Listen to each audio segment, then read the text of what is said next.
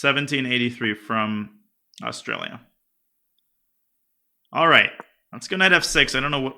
Okay, well, what we're playing has been determined for us. f4. So this is an attempt at a Stonewall. This has been around for a while. White wants to go e3, c3. And the one thing I don't recommend... Well, there's a couple of things we can do against the Stonewall. The first is we could play d5, control the e4 square. I actually don't like playing d5 against the Stonewall. And even if you're not a King's Indian player, I like the King's Indian setup against the Stonewall. You don't have to be a King's Indian player. Maybe I should play c5, cd, and de in order to be able to play the King's Indian against the Stonewall. So let's make the standard King's Indian moves. d6, castle, it doesn't matter the order. We'll play d6. Maybe castles was a little more flexible. Doesn't really matter. Bishop d3. Now, the funny thing is, I'm going to allow white to play e4 on the next move. And that would lead to a perk up a tempo. I kind of play the perk anyway, so I don't really mind that. And I feel like somebody who plays d4 and f4 won't be familiar with the ideas of the perk for white. So we'll castle. I'm not afraid of e4. And now, what is the benefit of putting the pawn on d6 rather than d5? Well, what idea can be prepared with the move d6? What are we trying to prepare? So first of all, you could play c5, but that's not my favorite, because c5 can just be met with c3, much like in the London. But what we need to prepare is e5. Not immediately. We can't play it yet. We'll prepare it with knight b8 to c6. The point is, when we play e5, we cause a much bigger explosion in the center. Does that make sense? Because we attack both of these pawns, and we threaten a fork. So e5 just does a lot more than c5 in this particular instance. So let's get our knight out. And now we're ready to play e5. Now, you might look at this and say, wait a minute. White has 1, 2, 3 attackers, and there's only 2 defenders. So how is that possible? But if you calculate a little further, you'll see that in order to, quote-unquote, win the pawn, white has to totally ruin his structure and will win the pawn on e5 back very easily. All right, and I can show this after the game in more detail, but we can safely play e5 without worrying about losing a pawn. Okay, our opponent continues to play very fast. Knight bd2. Now we have several options.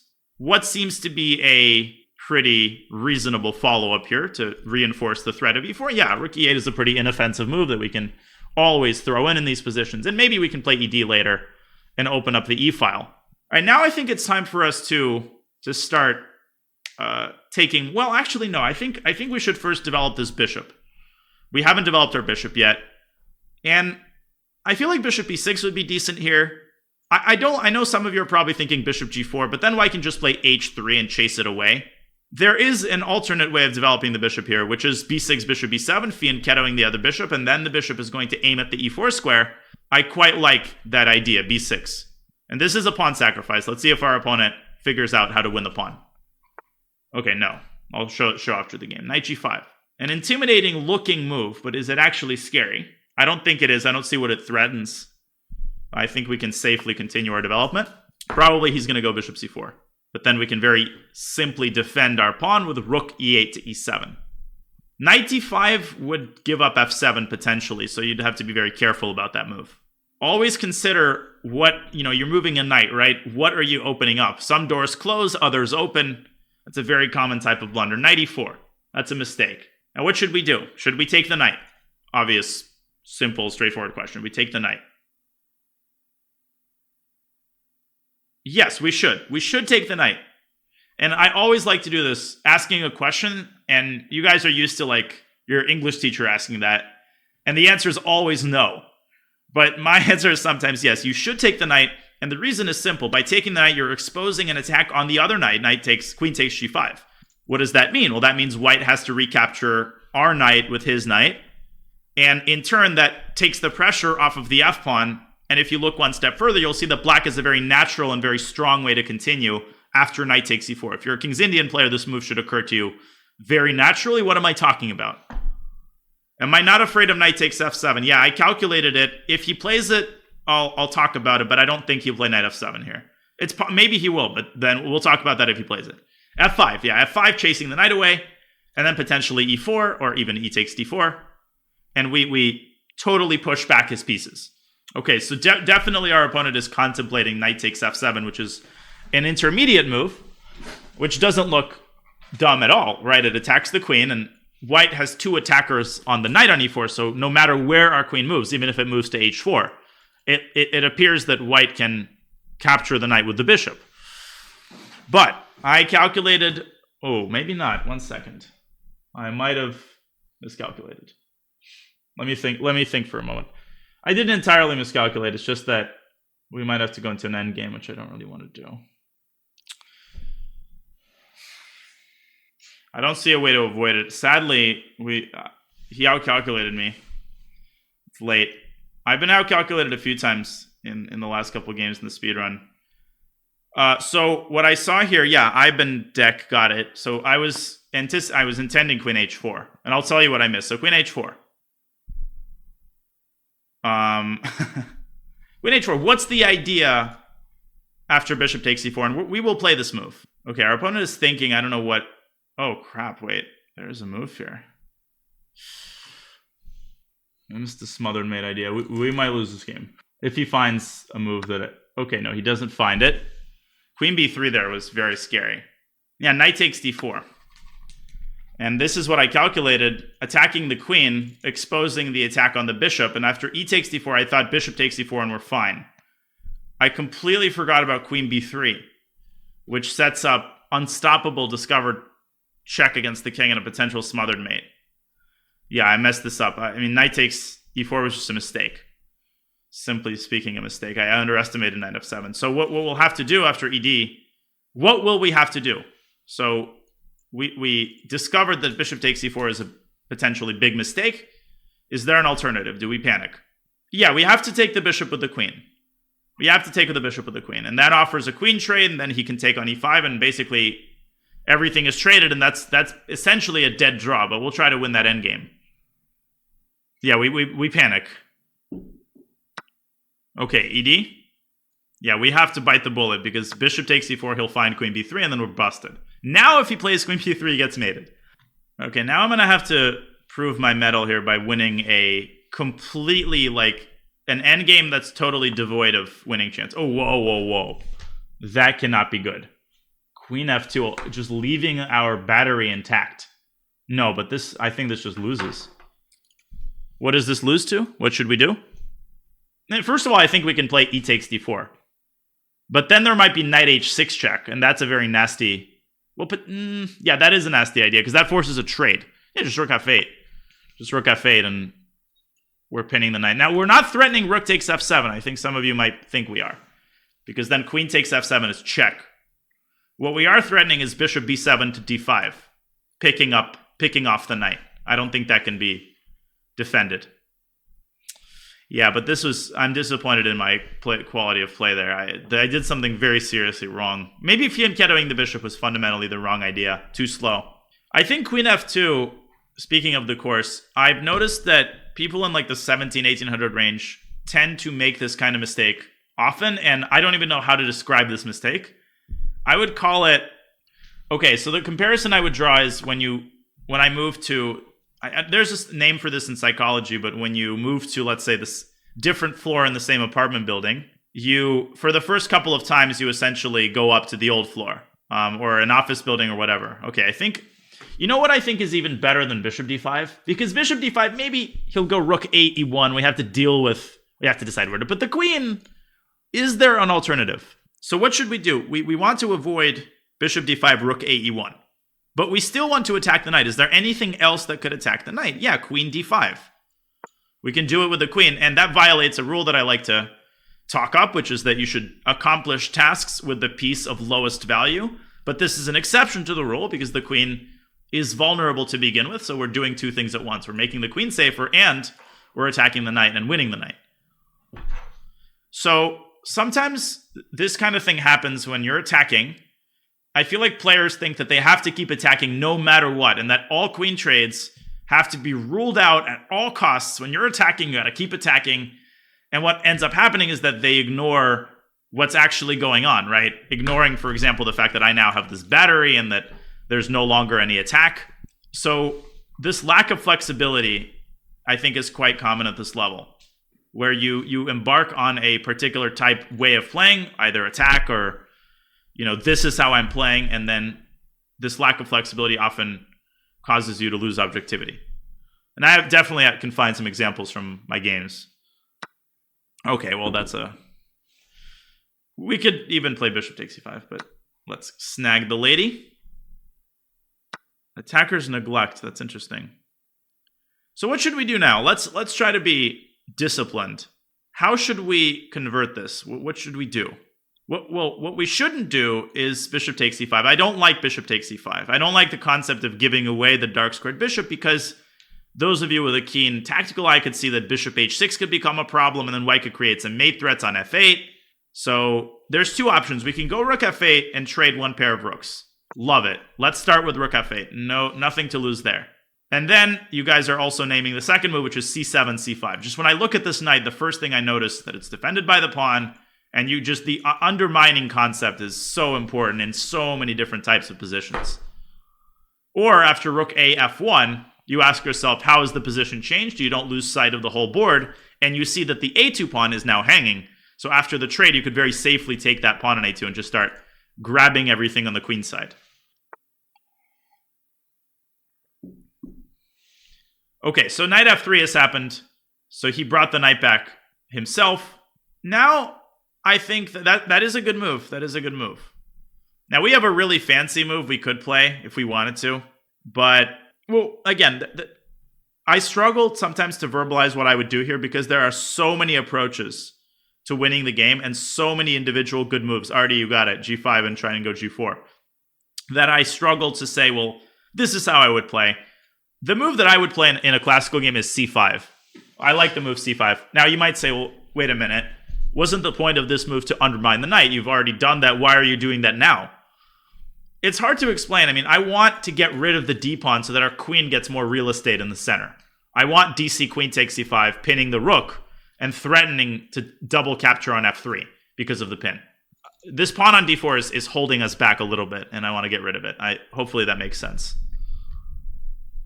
And open up files. I mean, the more files are open, the easier it's going to be to convert an extra queen. Our black bishop is not good. It's not going to be good even after dc, because then there's going to be a c3 pawn it's going to be staring at, but at least it's going to control the d4 square.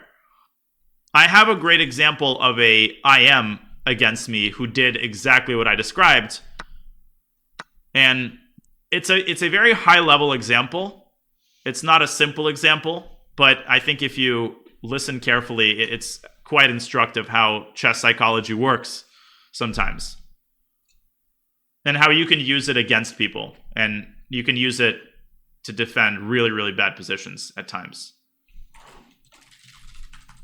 And then as he's thinking, I'll find the game. Okay, rook e1. Well, I think it's time for us to grab. And now grab. Again, pinned. Now I briefly checked rook e8 check, making sure that there's nothing here. You go king f7. Always, anytime you abandon your back rank, you always just need to check real fast. Okay, rook e8 check, king f7. Okay, rook f1. Well, we don't need to take. Actually, we kind of do, because b4 is a threat. We have a very fancy move here that we could play, but let's play it simple. Let's take it. And now, after rook takes f2, I really like the move. I really like the look of bishop g7 to e5. Who can tell me what the idea is? I don't know why our opponent is taking so much time on these moves. Bishop takes h2, very good. How did I see that? Well, again, a lot of people just sort of passively notice the pin, and they think, okay, can I attack the rook with my bishop? If I understand the thinking of some people, they say, well, can I go bishop d4? No, there's a pawn on c3. Can I get rid of the pawn on c3? Not really. And that's it. They sort of file this away into the back of their mind. But I don't stop there. I say, in what sort of second order way can I use the pin? What does the pin mean? That means the king is defending the rook. That means it's kind of overloaded. That means if I go after the h2 pawn, there could be an overloading tactic. And I'm really over explaining this. That's not actually what I'm thinking. This is all happening subconsciously, but I think that's the gist of it. Well, it doesn't even matter that queen takes f2 as a fork. Just the fact that it wins the rook is already good enough. But I think this is a very important distinction, which is that a lot of people, they think, well, if I see the same tactical phenomena that GMs see, why am I not seeing these complicated tactics? And by the way, you can still take on h2. Doesn't matter. And one of the things that happens subconsciously, high-level players, they don't just look at the tactical phenomenon itself. They understand how it can be used to accomplish other things, or how it can be used as only one component in a combination, b4. I saw this move. How should we proceed? So we need to move the queen and defend the bishop, and we can go queen e5 or queen d6. I like queen d6, because if bishop h6 happens, we can even move our bishop back and sacrifice on f8 and hold on to the bishop. We can also go queen g3 check, and I think we'll be able to win the bishop. Check, check. Let's go queen g3, and then at the end we can even drop the bishop back to d6 to defend. Oh yeah, queen h3. What am I talking about? This is just a fork. This is a fork. Okay, good. I mean, not a good game at all, but it is what it is. So, just to take a look here, I will be honest. I haven't analyzed the Stonewall and how to play against it properly. So, me playing the King's Indian is sort of just kind of improvising. Okay, so castles. Again, white could play e4 here, and maybe white is even better according to the engine, but I like this from the perspective of a perk player. You know, black is up a tempo on this position. So let's push e4 to the side for now. So castles, knight c6. I think this is all good. e5, takes, and bd2. I think rook e8 is normal.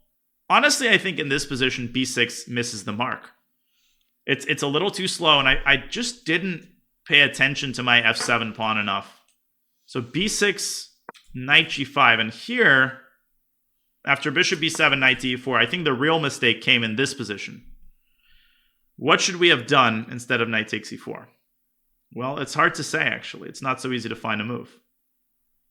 Because if you play h6, then I'm quite worried about takes, and now this move, knight takes f7, and bishop takes g6 check, although this is not as scary as it looks, because at the end of the day, you have two pieces for a rook, and you're consolidated. So maybe h6 actually works. Takes, bishop g6, no, then you go hg. I think h6 might work. And if white takes and goes knight e4, then you drop back. But now again, bishop c4, and there's pressure. There's a lot of pressure on the pawn. This isn't pleasant. I mean, this isn't what we wanted to allow. This shouldn't be happening in a Stonewall setup. So the mistake probably came earlier. Okay, so I have a theory, which is that the mistake is here, and that we should have gone with maybe the immediate h6. Maybe the immediate h6 was more prudent. Again, knight f7 is not scary. King f7. White has to play knight g, and now knight d5. This is what we should have done. Knight d5, and you're attacking e3. Now you're ready to play f5. I think this is where we went wrong. I think bishop b7, I kind of fell asleep, and all of a sudden after knight e4, white's pieces coordinate very nicely. Just shows you how quickly things can change, right, out of nowhere. And now I missed entirely the concept of queen c2 to b3. Just totally missed it. All of a sudden, black can get mated here in like 2 seconds. Can you show more of this dangerous line? Yeah. So what is going on here, right? And it's very important. I think one area in which you can improve is actually embracing these chaotic positions rather than saying, this is too confusing for me, I'm going to tune out, saying, I'm going to examine this bit by bit until I understand what's happening in this position. So what is happening in this position? How do we wrap our heads around such a chaotic? Well, chaotic positions are chaotic because there's like 4 or 5 different specific things that are happening, and you just got to break them down. First of all, the queen is hanging, right? That's number one. Fact 1, the queen is hanging. Fact 2, black is up a piece. So if black moves the queen away and then consolidates, we'll be up a piece. Fact 3, the knight on e4 is hanging and it's attacked by 2 different pieces. So no matter where you put the queen, the knight will have maximum 1 defender, which means it can be recaptured. White's knight also has a defender, which means you cannot win this knight by moving the queen somewhere because it's defended by a rook. That's what I saw. And then I started calculating and I said, well, queen h4 looks pretty natural. After bishop takes e4, I noticed the standoff between the bishops. And the moment you notice that, you should see the discovery. So I calculated this and then this, and I thought we're good. And I forgot to incorporate fact 4, which is the fact that if white gets the queen of b3, this creates the disastrous threat of a smothered mate. And a bunch of incredibly unpleasant discoveries, even if you find a way to prevent it. So whatever, random move, this is the smothered mate that it's threatening. So you might say, well, knowing this, why don't we move our queen somewhere to prevent queen b3? So queen d5 comes to mind. But now bishop takes c4 happens with tempo. And this is even worse. And now if we try knight takes d4, which is a ridiculous move, but should be considered because it counterattacks the queen. Here, after takes, at the very least, white has a draw. Check, this is a double check. And then back to f7. So at least white has a draw. I already ruled that out just because of that. Some of you suggested just queen e7. But apart from queen b3, even here, white can just play bishop takes e4, and I didn't see a good follow-up. White is up a pawn, and lots of threats on this diagonal. Taking the knight for the rook queen is... Yeah, so you can say, well, I can get a rook and a piece for the queen. The reason this is out of the question is because of the status of black's king. The king is way too weak here. What I'll do with white is I'll give a check. I'll cover the escape square, and then I'll get this bishop out and get the rook into the game. And you're going to get mated in like 2 seconds here. Yeah, so what you're saying... Sorry, I can't read your Ibn Nedek. What you're saying is, yeah, after queen h4, bishop b4, knight d4, ed4, we have to take with a queen. We have to create a stronger threat of checkmate, which I thought forces white to trade. But at the end of the day, after takes e5, well, we kind of have to recapture, otherwise we're down a pawn. We just get an opposite colored bishop endgame that's just dead draw. Dead draw. I mean, symmetrical pawn structure and white's pieces are excellent. If anything, thank you, Slim G. I appreciate it. If anything, white's sort of in the driver's seat here. But it's a draw. It's a draw.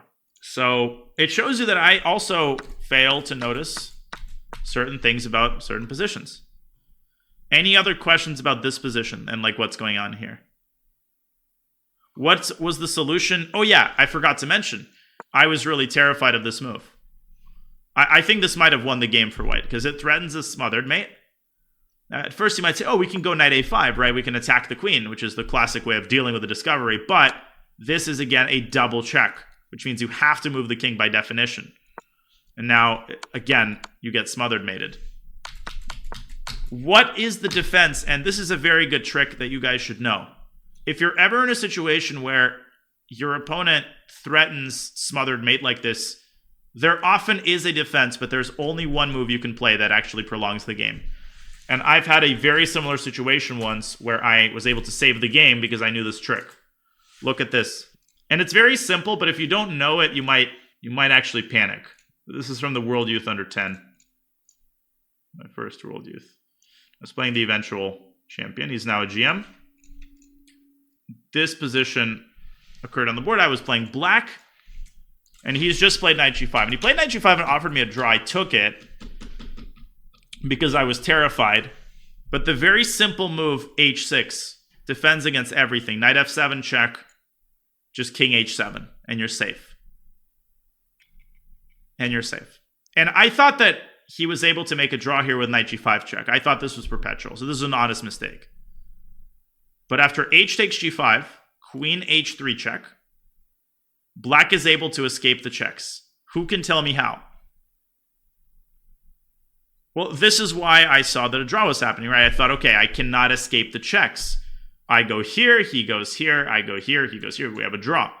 But you go king g6. And after queen e6 check, that bishop on b2 comes back to f6, stopping all of the checks. And black is a piece up. There's no checks on this diagonal because the queen is guarding them. So remember this trick of pushing up the h-pawn and opening up a square for your king. Now, it's a lot more complicated in the game, but it's the same principle. You can play the move h6 or h5, and now you have a square. But my intuition is telling me that white must have something here. I wasn't a GM in 2005, my friend. I was 1800. This was 17 years ago. So for example, bishop takes e4 maybe is possible here, and queen e4, knight d6. Let's check with the engine. The engine's about to laugh at everything I've ever done in my life, but it's fine. So let's see if the computer... Yeah, so what black is better here a little bit. Queen e7, yeah, simply queen e7 the computer prefers to reinforce the threat of e4. I wasn't stubborn enough. I was not stubborn enough. e4 is now a very big threat. So we played b6, which is not great. Wow, our opponent found the top move, knight g5. That is just really strong. Okay, it's still equal. It's still not bad. Rook f8. Oh no, knight e4 is fine. I mean, but it's a draw. Oh, queen h4 is a draw. No, so queen h4, we played correctly. Queen b3. And h6 is okay, but rook e7 gives the draw. Wow, rook e7. And that's another way to defend against the smothered mate, because now the f7 square is independently protected by the rook. And black wins. So this is chaotic. Wow, what a prepare. Knight g5 check. White just has to come back and take the knight. Then we take the pawn. Rook f4 intermezzo. And apparently the engine is showing some sort of a repetition is inevitable. Wow. So technically we didn't do anything too wrong this game. It's just that he played well. Yeah, queen e4, and as the computer indicates, this is just a draw. Yeah, this is a terrible move. Queen f8, queen f2 is a terrible move. And yeah, queen d5, very accurate. And notice that c5 is the top move. So rook f8 is also good. No, rook f8 is not the top move. g5 is good, but c5, nah, this is... Here already anything wins, and you shouldn't put too much stock into what the engine says. Yeah, that was a really rich game, even though it wasn't... The critical moment didn't last for very long. A question to the earlier position is, after b6, black's... what on bishop b5? Yeah, I'm surprised more of you weren't afraid of this move, because the knight is now not protected by a pawn. I was planning to sack a pawn. I was planning to just go bishop d7. I was planning to sack the pawn. This is a high-level positional sacrifice, because you just give up a pawn. What do you get in return? You get a light square bishop, so you get a lot of light square control. And you potentially get a battery against the g2 pawn. Without the light squared bishop, white is really struggling to protect a lot of these squares in the center that can be used by the knight, by the queen. I think most of you can understand where the compensation is coming from here. I thought, practically speaking, this is a good attempt. No, I think this was not a bad game. I played not nearly as badly as I thought. And it's just largely because I went for this very slow b6 idea. And that's where we're going to end. It's late. I have RCC commentary. I still have to finish a couple things tonight, so I've got my work cut out for me. Thank you, everybody. Appreciate your support. And I'll see you guys later.